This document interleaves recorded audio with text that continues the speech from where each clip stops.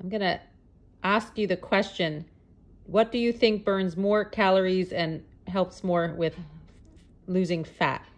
Yoga, strength training, or walking? It's a good question.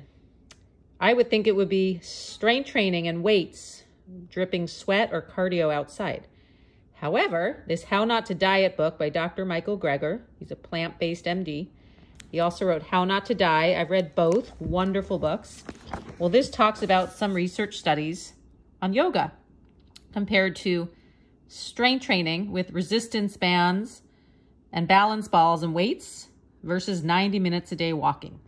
And basically, the research study shows that if you walk 90 minutes a day on a plant-based diet, that's no animal products, that led to a similar amount of weight loss compared to the same amount of yoga, 90 minutes, which is about 5 pounds and an inch off the waist in 15 days. Now, he says the walking group were told to walk at their own pace, which ended up being more of a leisurely stroll, but that matched the metabolic cost of most yoga, which is classified by the American College of Sports Medicine criteria as a light intensity physical activity. And then what about hot yoga? If you heat the room to 100 degrees Fahrenheit, it says it was said to burn 1,000 calories a session. That's a bit of a stretch, he says, no pun intended.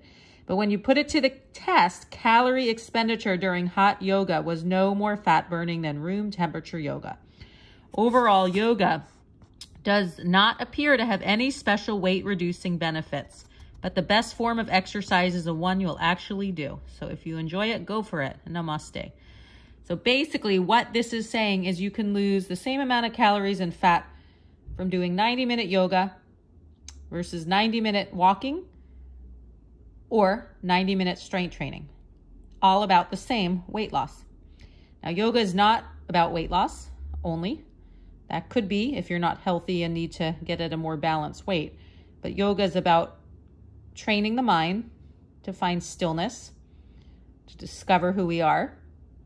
And then the yoga poses and meditation and pranayama can help us physically get healthier and find a more balanced body, which could include weight. Of course, it's not the goal.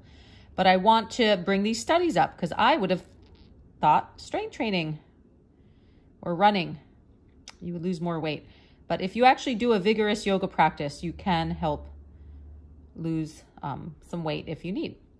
Of course, how you eat is key, probably more so than the exercise. So feel free to read yourself this book, How Not to Diet or How Not to Die. They're both amazing books, and I suggest you read both.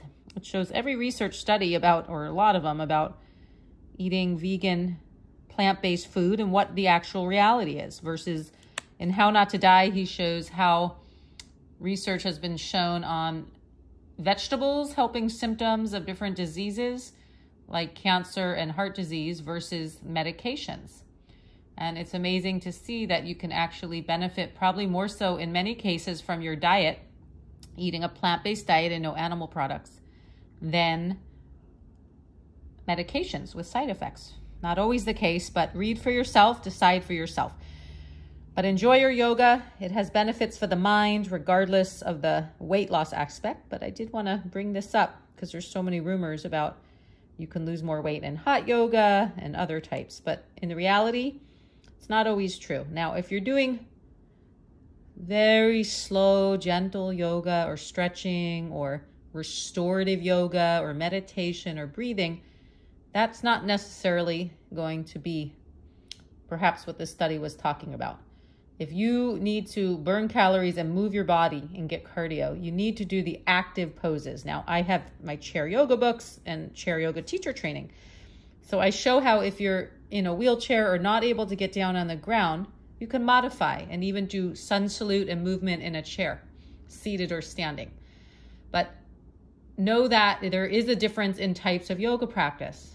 Some of us are very sluggish and low on energy. And we sometimes think I need to just do restorative yoga and relax.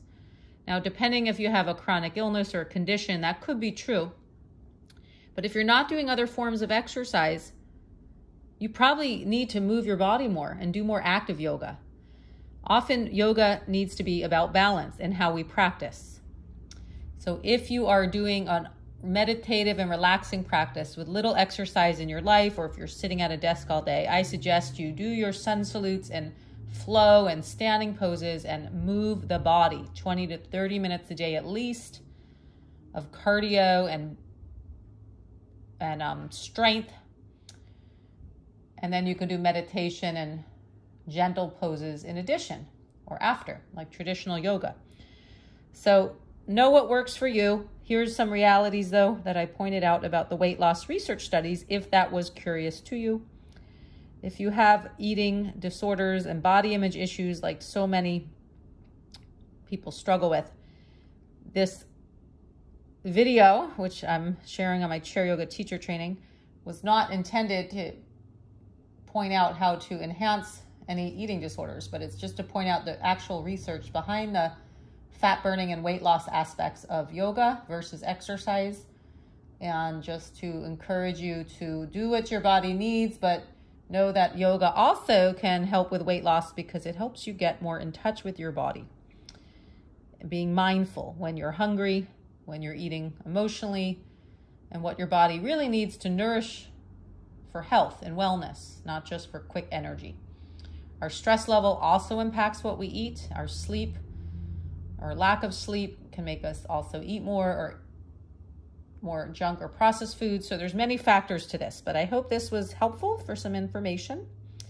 And there's also in this training a 6-page PDF with links to all kinds of research studies on yoga and chair yoga for heart disease, for cancer, for different chronic illnesses, for post-traumatic stress.